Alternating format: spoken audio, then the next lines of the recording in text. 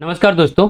SFC Samastipur के द्वारा conduct कराए गए एसएससी जीडी के वीकली टेस्ट नंबर 52 में आप सभी का स्वागत है। यह टेस्ट दिनांक 15 मार्च 2026 को कंडक्ट हुआ। इस टेस्ट के हम मैथ्स के सॉल्यूशन को यहाँ देखने वाले हैं। तो आइए क्लास की शुरुआत करते हैं। क्वेश्चन नंबर 61, तीन संख्याओं का अनुपात 5:6:8 है। उनका एलसीएम 1200 है। संख्याओं का योगफल ज्ञात कीजिए। अगर 5:6:8 है तो अगर हम संख्या को 5 है, 6 है, 8 है मान ले तो कोई दिक्कत नहीं है। 5 है, 6 है और 8 है। लघुत्तम निकालने के लिए तीनों ए से डिविजिबल है तो ए से डिवाइड करते हैं, 6 आ जाएगा। यहाँ 8, ये दोनों 2 से डिविजिबल दिख रहे हैं तो 2 से डिवाइड करते हैं, 5, 3, 4। एलसीएम क्या हो जाएगा इन सभी का? गुणनफल। 5 दूनी 10 और 4 तिया 12, 12 दूनी 10, 120। और ये शुरू में क्या है? ए है। ठीक है, तो इतना हो गया एलसीएम। और यही कितना दिया हुआ है हमको? 1200। इससे ये कट जाएगा 10 बार में, तो ए इक्वल टू कितना आ गया? 10। क्वेश्चन में क्या पूछा है? संख्याओं का योगफल ज्ञात कीजिए। योगफल क्या हो जाएगा? 8, 6, 14, 14 और 5, 19 ए इज इक्वल टू क्या हो गया? 19 गुने 10 इक्वल टू 190। दोस्तों, यदि आपको क्लास समझ में आए तो इसे लाइक और शेयर जरूर करें, और यदि आप चैनल में पहली बार विजिट किए हैं तो इसे सब्सक्राइब करना ना भूलें। Next question, question number 62, Arjun को धारा के अनुकूल 40 किलोमीटर तैरने में 5 घंटे लगते हैं, जबकि उसे धारा के प्रतिकूल 24 किलोमीटर तैरने में 2 घंटे लगते हैं। शांत जल में तैरने में उसकी चाल याद कीजिए। अर्जुन का चाल हम शांत जल में ए मान ले और धारा का चाल हम एस मान लेते हैं। तो धारा के अनुकूल अर्जुन का चाल कितना होना चाहिए? ए प्लस एस। धारा के अनुकूल अर्जुन 40 किलोमीटर चलता है 5 घंटे में, तो स्पीड इक्वल टू क्या हो जाएगा उसका? 40/5। 40/5 में कैसे लाया? तो d/t से, दूरी बटे समय से। कितना आ गया? 8। तो ये कितना हो गया? 8 किलोमीटर प्रति घंटा। अब धारा के विपरीत क्या हो जाएगा चाल? ए माइनस एस। अगर अर्जुन इधर से चल रहा है और धारा इधर से चल रहा है तब विपरीत होगा। जो धारा का चाल होगा वो अर्जुन के चाल को अपोज करेगा, जितना धारा का चाल होगा उसी चाल से। तो इक्वल टू कितना हो जाएगा? 24 किलोमीटर यह चल रहा है ना, कितने समय में? 2 घंटे में, इक्वल टू 12। तो 12 किलोमीटर प्रति घंटा। आप अगर इस क्वेश्चन को प्रैक्टिकली देखें तो यह क्वेश्चन गलत लगता है। क्यों? क्योंकि धारा के दिशा में अगर अर्जुन चल रहा है और धारा के विपरीत चल रहा है तो हमेशा धारा के दिशा में चलते हुए अर्जुन का चाल अधिक होना चाहिए। अगर धारा इधर चल रहा है, अर्जुन भी इधर चल रहा है, और धारा इधर चल रहा है, अर्जुन इधर चल रहा है, तो इसके कंपैरिजन में इसका चाल जो है अधिक होना चाहिए। लेकिन यहाँ क्या है? ए प्लस एस 8 आ रहा है और A plus minus S equal to 12 आ रहा है। यानी कि धारा के प्रतिकूल में क्या हो रहा है? ज्यादा चाल आ रहा है, जबकि धारा के अनुकूल में कम आ रहा है। ये रेसिप्रोकल होना चाहिए। एक्चुअली यहाँ 12 होना था, यहाँ 8 होना था, तो क्वेश्चन प्रैक्टिकली भी सही होता। और वैसे करने के लिए यहाँ पर क्या होना था? प्रतिकूल, और यहाँ पर क्या होना था? अनुकूल। तब क्वेश्चन प्रैक्टिकली भी सही होता। वैसे क्वेश्चन यहाँ सॉल्व जरूर हो जाएगा। हमको क्या चाहिए? शांत जल में तैरने के समय उसकी चाल। तो एस खत्म हो जाना चाहिए। 2a इक्वल टू 12 + 8 कितना हो जाएगा? 20 हो जाएगा। तो a इक्वल टू कितना हो गया? 20/2 इक्वल टू 10 किलोमीटर प्रति घंटा। नेक्स्ट क्वेश्चन, क्वेश्चन नंबर 63, एक कक्षा में 10 छात्रों का औसत ऊंचाई 105 सेंटीमीटर है। यदि 120 सेंटीमीटर की औसत ऊंचाई वाले 20 छात्र और शामिल हो जाए तो नई औसत क्या हो जाएगा? देखिए, 10 छात्रों का कक्षा में औसत ऊंचाई 105 सेंटीमीटर है, यहां तक कोई दिक्कत नहीं है। 20 नए छात्र 120 सेंटीमीटर की औसत ऊंचाई वाले आ जाते हैं तो औसत में क्या अंतर होगा? ज्यादा औसत वाले आ रहे हैं ना, तो औसत बढ़ेगा, निश्चिंत है। 105 पहले से था, प्लस होगा। कितना प्लस होगा? तो 105 से ये कितना ज्यादा है? 15। कितने लोग आए? 20, तो गुना 20, टोटल एक्स्ट्रा इतना सेंटीमीटर आ रहा है, जो कि कक्षा में आते के साथ इन सभी में बढ़ जाएगा। 20 + 10 30 में। इससे यह कट गया 2 बार में, 2 से यह कट गया 10 बार में। 105 और 10 115 सेंटीमीटर जो है राइट आंसर होगा। Next question, question number 64। निम्नलिखित में से सबसे बड़ा अनुपात कौन है बतलाना है। बड़ा अनुपात बताने के लिए सभी अनुपात को हम फ्रैक्शन में भिन्न में लिख देंगे। 13/21 हो जाएगा, यह 19/27 हो जाएगा और यह 5/18 हो जाएगा। जब भी फ्रैक्शन में कौन सा फ्रैक्शन बड़ा है और छोटा है ये कंपेयर करना हो तो हम फ्रैक्शन के अंश को दूसरे फ्रैक्शन के हर से गुना करते हैं और यहां पर लिखते हैं। उसी तरह ये तीनों को गुना करके यहां लिखेंगे। 15 गुने 20 300 हो जाएगा और 15 1 का 15 315 हो जाएगा। यहाँ पर 28 से 13 को गुना करना है तो 13 8 104 होता है, 4 10 कैरी होगा, 13 दूनी 26 और 10 36। कौन बड़ा हुआ? 364। ये छोटा हुआ तो छोटा वाला को हटा देंगे क्योंकि हमको बड़ा से मतलब है। अब 27 से गुना करेंगे 13 को और 21 से गुना करेंगे 19 को। 13 सत्ते 91 का 1 हो गया, यहाँ पर 9 कैरी हुआ, 13 दूनी 26 और 9 35। इन दोनों को गुना कर रहे थे, यहाँ 351 आया। और अगर 19 गुने 20 भी कर दे तो हम कितना आ जाएगा यहाँ पर 380, यानी कि बड़ा निश्चित रूप से है। कौन? 19/27 इससे, तो ये भी कैंसिल हो गया। अब इससे इसको गुना करते हैं और इससे इसको गुना करते हैं। 18 का स्क्वायर कितना होता है? 324 और 18 जोड़ दीजिए तो 342 यहां पर आ जाएगा और यहाँ पर 27 बचे 135। बड़ा कौन है? निश्चित तौर से ये है, तो यह बड़ा हो जाएगा और यह छोटा हो जाएगा, तो ये आंसर नहीं हो सकता। आंसर सिर्फ सी ही संभव है। Next question, question number 65। 15% वार्षिक चक्रवृद्धि ब्याज की दर से निवेश की गई 48,800 रुपए की राशि 2 वर्ष बाद कितनी होगी? देखिए यहाँ पर अमाउंट इक्वल टू क्या होता है? P1 + R/100/n और यही ए हमको बतलाना है। P कितना है? तो 48,800। R कितना है? 15%। N कितना है? 2 इक्वल टू 48,800 1 प्लस R कितना है? 15/100 पावर 2 इक्वल टू 48,800। और इसको इधर सॉल्व करके देखिए, 5 से कट जाएगा 3 बार में, 5 से यह कट जाएगा 20 बार में, 20 1 का 20 और 3 23। 23/20 का स्क्वायर इक्वल टू कितना होता है? 23 का स्क्वायर 529 और 20 का स्क्वायर 400। 2 जीरो से 2 जीरो कटेगा, 4 से 4 1 का 4, 4 दूनी 8, 4 दूनी 8 गुना करना है। आंसर में अगर ऑप्शंस में देखते हैं तो 538 यहाँ भी है, यहाँ भी है, यहाँ भी है और यहाँ भी है। इसका मतलब यहाँ पर 122 और 529 को हमको पूरा का पूरा गुना करना पड़ेगा। ठीक है, 9 दूनी 18 के 8, 1 कैरी होगा, 2 दूनी 4 और 1 5, 5 और 9 दूनी 18 23, 23 का 3, 2 कैरी होगा, 5 दूनी 10 और 9 1 का 9, 10 और 9 19 और 2 दूनी 4, 19 और 4 23, 23 और 2 जो कैरी हुआ था 25 का 5, फिर 2 बचेगा, 5 दूनी 10 और 2 का 2, 10 और 2 12, 12 और 2 14 के 4, 1 कैरी 5 का 5 और 1 जो कैरी हुआ 6। ऑप्शन ए में है। Next question, question number 66। 4% वार्षिक साधारण ब्याज की दर से 1200 रुपए की राशि कितने वर्षों में दुगुनी हो जाएगी? दुगुनी हो जाएगी, यानी कि पी और एस आई बराबर होगा, कितना हो जाएगा? 1200। तब ना दुगुना होगा, एस आई भी 1200 होगा, तब जाके 1200 और 1200 2400 होगा मिश्रधन। ठीक है, आर कितना है? 4%। टाइम हमसे पूछा गया है, तो टाइम इक्वल टू क्या होता है? S I into 100 by P into R. S I कितना? 1200। एस आई का मतलब साधारण ब्याज गुने 100 और पी कितना? ये भी 1200। पी मतलब मूलधन गुने आर कितना? 4। 1200 से 1200 कट गया, 4 से यह कितना बार में कट गया? 25, यानी कि 25 वर्षों में राशि दोगुना हो जाएगा। Next question, question number 67। यदि कोई वस्तु 3 घंटे में 135 किलोमीटर की दूरी तय करती है तो समान चाल से 200 किलोमीटर की दूरी तय करने में कितना समय लगेगा? फर्स्ट कंडीशन में क्या है? टाइम इक्वल टू 3 आवर और distance D equal to 135 kilometre. तो स्पीड कितना हो जाएगा? स्पीड इक्वल टू डी दूरी बटे समय होता है, तो 135 बटे 3, 3 से 1 कटेगा, 4 और 5 45 किलोमीटर पर आवर आएगा।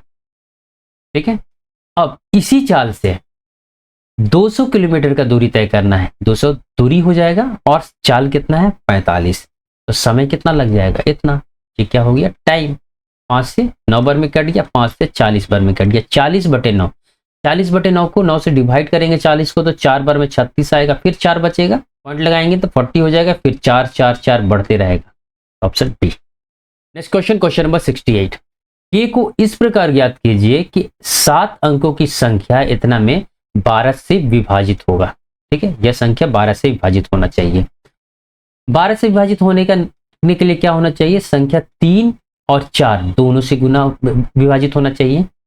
4 से विभाजित होने के लिए संख्या के अंतिम दो अंक लास्ट 2 डिजिट जो है अगर 4 से डिविजिबल है तो पूरी संख्या चाहे जितने भी अंकों की हो 4 से डिविजिबल होता ही होता है। तो की ऑप्शन से चेक करते हैं, 8 रखते हैं, 8 8 4 से डिविजिबल होगा तो हाँ, तो ये आंसर संभव है।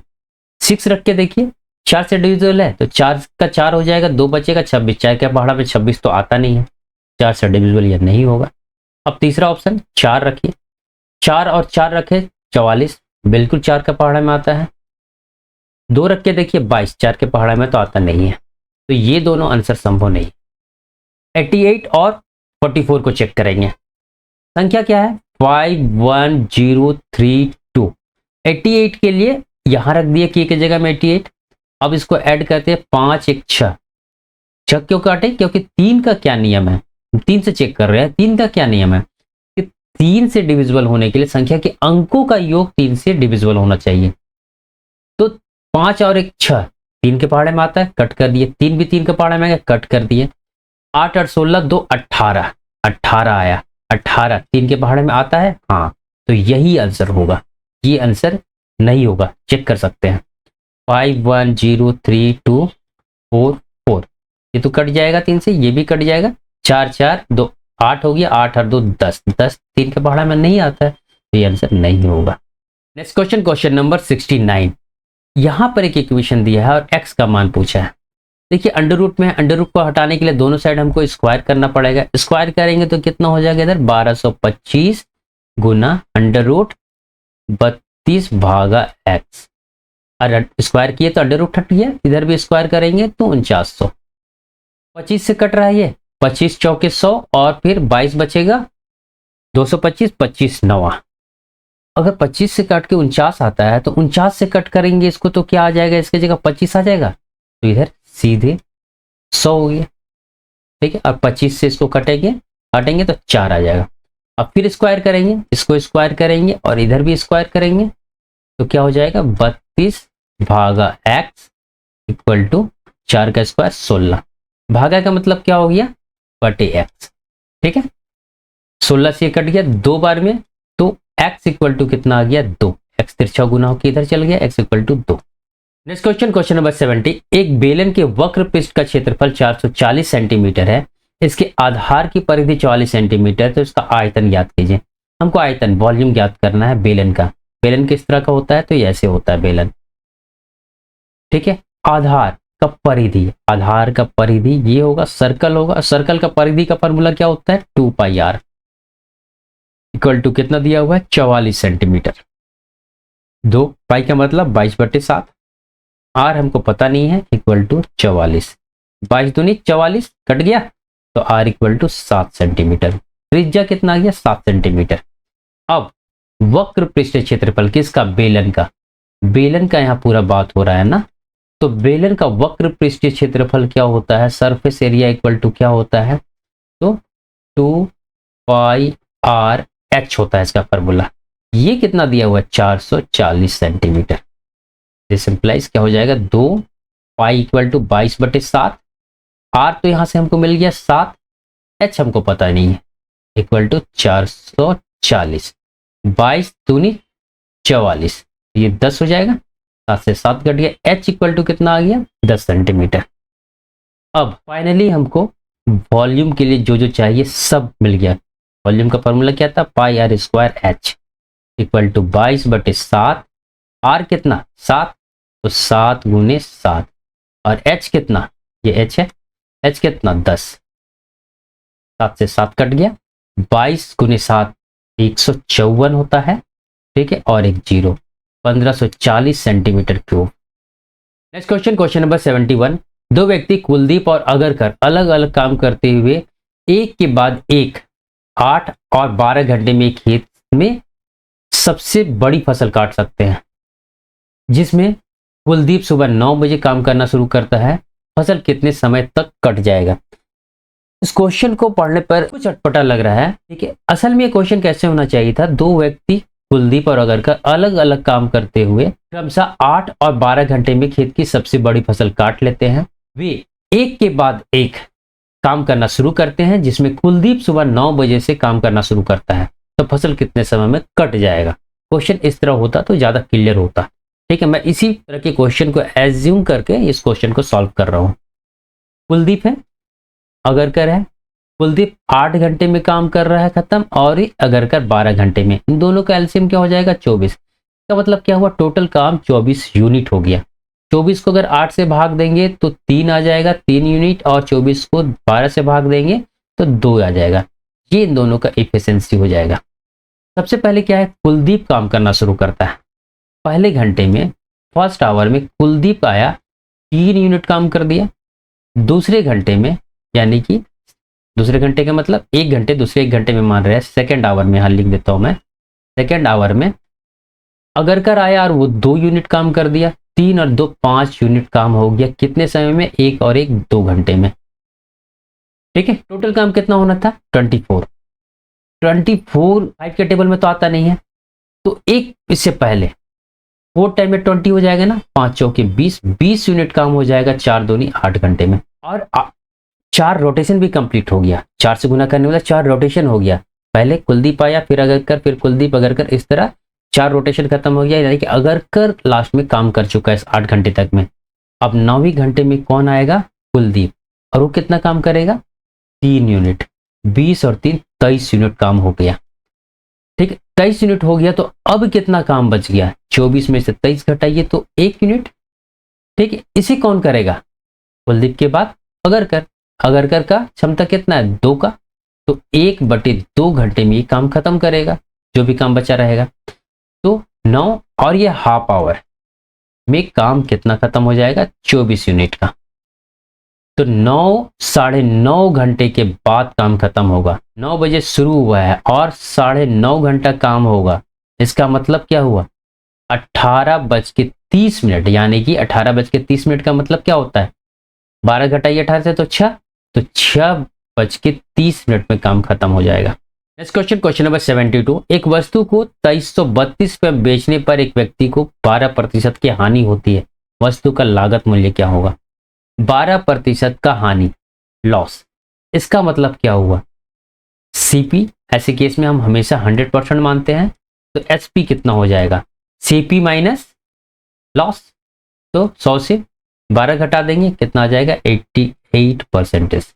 और यही कितना दिया हुआ है हमको? 2332। 11 से कट रहा है 8 बार में, 11 दूनी 22, 1 बचा 13 या 11 1 11, 2 बचा 12 22 हुआ, दूनी 22। 4 से कट रहा है ना, 4 दूनी 8, 4 पच्चे 20 हो जाएगा, और 4 तिया 12, 2% इक्वल टू 53 हो गया। तो हमसे लागत मूल्य यानी कि 100% पूछा है। इधर 50 गुना हुआ ना, 2 को 50 से गुना करेंगे तो 100 आएगा, तो इधर भी गुना 50 कर दीजिए। 1 जीरो तो लगेगा लगेगा, 5 तिया 15 के 5, 1 कैरी होगा, 5 गुने 5 25, और 1 26, 2650। Next question, question number 73। यदि ए का 20% बी के 25% के बराबर है, तो ए का 28% बी के कितने प्रतिशत के बराबर होगा? क्वेश्चन में क्या दिया है कि ए का 20% बराबर है बी के 25% के। 100 से 100 खत्म हो जाएगा, 4 ये 20 का कटेगा 4 बार में 5 से, और ये 5 से कटेगा 5 बार में, यानी कि a by b equal to कितना आया? 5/4। ये 5 है तो b कितना है? 4 है। क्वेश्चन में क्या पूछा है? a का 28%, a कितना है? 5, 5 का 28% जो है, ठीक है, b का कितना प्रतिशत है? यानी कि यह b का कितना प्रतिशत है? ये जो यहां पर लिखे हैं ये b का, b कितना है? 4 यूनिट है। ठीक है, गुना 100, ये 100 नीचे आएगा तो 100 से 100 कट जाएगा, 4 से ये कट जाएगा 7 बार में, 7 गुने 5 35%। Next question, question number 74। एक वस्तु को 26,000 रुपए में 35% की छूट पर बेचा गया। यदि छूट 15% थी तो विक्रय मूल्य ज्ञात कीजिए। 35% की छूट में डिस्काउंट कितना है? 35%। तो कितना में बेचा जाएगा? मार्क प्राइस कितना रहा होगा? 100%। तो एसपी क्या हो जाएगा? 100 माइनस 35 इक्वल टू 65%। और यही कितना दिया हुआ है? 26,000। 13 से कट रहा है 2 बार में, ठीक है। 13 दूनी 26, 13 से ये कट रहा है 5 बार में, 5 से ये कट गया 4 बार में, 400। 1% बराबर 400। हमसे क्या पूछा है? छूट 15% होता तो मार्केट प्राइस कितना है? 100%। और 15% का छूट मतलब 85% हमसे पूछ रहा है। तो 85% इक्वल टू क्या? तो 400 गुने 85, ठीक है। क्योंकि यहाँ तो 1 आ गया है तो 1 का तो कोई मतलब है नहीं, तो 400 को 85 से गुना कर देंगे। 2 जीरो आएगा, 4 पचे 20 के जीरो, 2 कैरी होगा, 4 अठे 32 और 2 34, 34,000। Next question, question number 75। P अनुपात Q अनुपात R इक्वल टू इतना दिया हुआ है। Q इक्वल टू 56 है तो P माइनस R क्या होगा? ठीक है, 3 3 4 है, इस सभी का लघुत्तम कितना हो जाएगा? 12 होगा। तो इस सभी को क्या करना पड़ेगा? 12 से गुना करना पड़ेगा, और 12 से गुना करेंगे तो हमको P अनुपात Q अनुपात R फ्रैक्शन में ना मिलकर हमको प्राकृतिक संख्या नेचुरल नंबर के रूप में मिलेगा। 12 से इसको गुना करेंगे तो 1 गुना 3 को, 1 गुना 3 को हम 12 से गुना करेंगे तो 4 पर में कट जाएगा तो 4 आ जाएगा।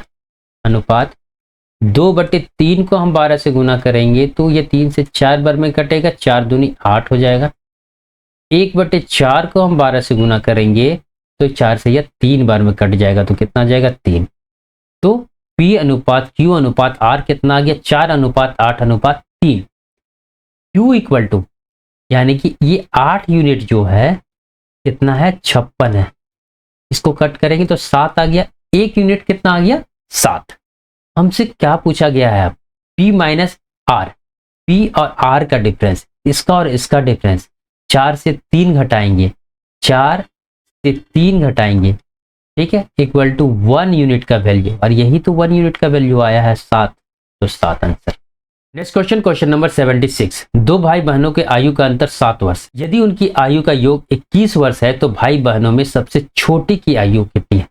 हम छोटी की आयु S मान लेते हैं, सिस्टर का आयु मान लेते हैं S जो छोटी है, और ब्रदर का B मान लेते हैं। तो दोनों का डिफरेंस कितना दिया है एज का? 7। और दोनों का योगफल यानी कि B ब्रदर का आयु और सिस्टर का आयु जोड़ दिए तो कितना आ गया? 21। हमसे क्या पूछा है? छोटे की आयु मतलब S का आयु। तो S के लिए इसको साइन चेंज कर दिए सबका, तो साइन का चेंज करके ऐड किए तो B खत्म हो गया, S और S 2S आ गया, और 21 में से 7 माइनस हुआ तो 14 आ गया, 2 से कट गया 7 टाइम में, कितना आ गया? 7। Next question, question number 77। Shiva ने एक कमीज 8% हानि पर 184 रुपये में बेचा। उसे 5% लाभ प्राप्त करने के लिए कमीज को कितने रुपए में बेचना चाहिए? लॉस कितना हो रहा है? 8% का। सीपी कितना रहा होगा? हमेशा ऐसे में 100% मान के चलना है, तो एसपी कितना हो जाएगा? 100 minus 8 equal to 92%। Second case में 5% का प्रॉफिट होना चाहिए, तो इस सेकेंड केस में एसपी कितना हो जाएगा? 100 प्लस 5 105%। यानी कि जब लाभ होगा तो 105%, जब हानि होगा तो 92%। 8% की जब हानि हो रहा है यानी कि 92% में जब वो बेच रहा है तो वो कितने में बेच रहा है? 184 रुपये में। और हमसे क्या पूछा गया है कि 5% लाभ में कमाने के लिए, ठीक है, उसको कितना में बेचना चाहिए? यानी कि 105% में बेचना चाहिए, और 105% का वैल्यू ही हमारा आंसर होगा। तो 105% बराबर कितना? 184, 92 नीचे आ जाएगा और 105 से गुना हो जाएगा। ये क्लियर दिख रहा है कि 2 बार में कट रहा है। 100 गुने 2 200 और 5 गुने 2 10, 210। Next question, question number 78। प्रति किलो गेहूं की कीमत में 25% की कमी के कारण जॉन 600 रुपये में 5 किलो अधिक गेहूं खरीद पा रहा है। प्रति किलो गेहूं का मूल्य क्या होगा? अब जरा ध्यान दें कि अगर हम 600 रुपये, मान लीजिए 100 रुपये लेके गए मार्केट, और पहले 5 रुपये प्रति किलो मिल रहा था, और अब ₹4 की प्रति किलो मिल रहा है तो हम ज्यादा गेहूं कर देंगे। कितना गेहूं ज्यादा कर देंगे? तो इन दोनों को जो डिफरेंस हो रहा है ₹1 प्रति किलो, इसके कारण हम ज्यादा खरीद पाएंगे। ठीक है, ₹1 का जो कमी हो गया इस कारण से। तो इस कॉन्सेप्ट से हम यहां देखें तो कितना का कमी हो रहा है? 25% का कमी हो रहा है। इसके कारण हम कितना ज्यादा खरीद पा रहे हैं? तो 5 किलो, तो 5 केजी हम ज्यादा खरीद पा रहे हैं। ठीक है, तो टोटल कितना खरीद रहे हैं? 100% इक्वल टू 5/25 × 100। इससे कट गया 4 बार में, 5 चौके 20, यानी कि अभी हम 20 केजी खरीद रहे हैं। अभी यानी कि रेट कम होने के बाद। तो रेट कम होने के पहले हम कितना खरीद रहे होंगे? अभी 5 किलो ज्यादा खरीद रहे हैं ना, तो पहले 5 किलो कम खरीद रहे होंगे। 20 से -5 किए 15 केजी खरीद रहे हैं। हम पहले भी 600 रुपये लेके जा रहे थे, अभी भी 600 रुपये लेके जा रहे हैं, और 600 रुपये में हम 15 केजी पहले खरीद रहे थे। पहले का ही में चाहिए ना, पहले का मतलब प्रति किलो गेहूं का मूल्य क्या है। यह क्लियर नहीं है कि पहले का मूल्य पूछ रहा है या अभी का कुछ मूल्य। पहले का मूल्य पूछ रहा है तो इसे कट कर दीजिए, 40 आ गया, ₹40 प्रति किलो, ₹40 प्रति किलो। अब बाद का पूछ रहा होता तो 600/20 कट जाता 30। ठीक, 30 ऑप्शन में है नहीं, 40 ही, तो 40 ही आंसर होगा। Next question, question number 79। इसको सॉल्व करना है। किस नियम से सॉल्व होगा? ये बोर्डमास के नियम से। ब्रैकेट तो है नहीं, ऑफ भी नहीं है, सीधे डिवाइड वाला काम करेंगे। इससे इसको डिवाइड करेंगे 4 से इसको, तो 8 आ जाएगा, माइनस डिवाइड वाला काम हो गया। अच्छा, ब्रैकेट भी है यहाँ पर, देखिए तो ये कितना हो जाएगा? 9। ठीक, अब यहां पर डिवाइड करना है, -5 × 8/3 बाई 5 दिया 15 हो जाएगा, और -9 इक्वल टू 8 3 की 24 माइनस 8 5 40, और ये 3 जो है नीचे आ जाएगा। ठीक है, इसको घटाएंगे तो 15 में से 9 घटेगा तो 6, ऊपर घटाएंगे तो -16, और 3 × 6 है यहाँ पर, 2 से 1 कटेगा 8 बार में, 2 से कटेगा 3 बार में, तो -8/9 आंसर हो जाएगा। Next question, question number 80। एक वस्तु जिसकी चिन्हित कीमत 100 रुपए है, 10% की छूट पर खरीदी गई, 25% लाभ कमाने के लिए वस्तु को किस कीमत पर बेचनी चाहिए? वस्तु का चिन्हित कीमत यानी कि मार्क प्राइस 100 रुपये है, 10% की छूट, डिस्काउंट कितना है? 10% का। ठीक है, तो डिस्काउंट कितना हो जाएगा? इक्वल टू 100 का 10%, यानी कि 10 रुपया। तो सीपी क्या हो जाएगा? सीपी हम क्यों बोल रहे हैं? क्योंकि 10% के छूट पर खरीदी गई यहां लिखा है, यानी कि सीपी। मार्क प्राइस 100 रुपये था, दुकानदार से हम 10% डिस्काउंट यानी कि 10 रुपये का डिस्काउंट पर कितना में खरीद लिए? 90 रुपया में। अब हम इसको बेच रहे हैं। अब बेचने पर हमको कितना चाहिए? 25% का लाभ, प्रॉफिट कितना चाहिए? 25% का। अब परसेंटेज में हमेशा सीपी कितना मान के चलना है? 100%। तो एसपी कितना हो जाएगा? इन दोनों को ऐड कर देंगे, 125%। ठीक है, सीपी 90 रुपये पड़ा हमको, 25% का प्रॉफिट कमा के हम कितना बेचेंगे? 125%। 125% का मतलब डायरेक्टली आप 5/4 भी यहाँ लिख सकते थे, क्योंकि 25 से कट जाता है, 2 से 1 कट गया, 45 बार में, 45 × 5 225/2। 225 को 2 से काटेंगे तो कितना हो जाएगा? 112.5। दोस्तों, यदि आपको क्लास समझ में आया हो, पसंद आया हो आपके फायदे के लिए, तो इसे लाइक, सब्सक्राइब और शेयर जरूर करें। Thank you.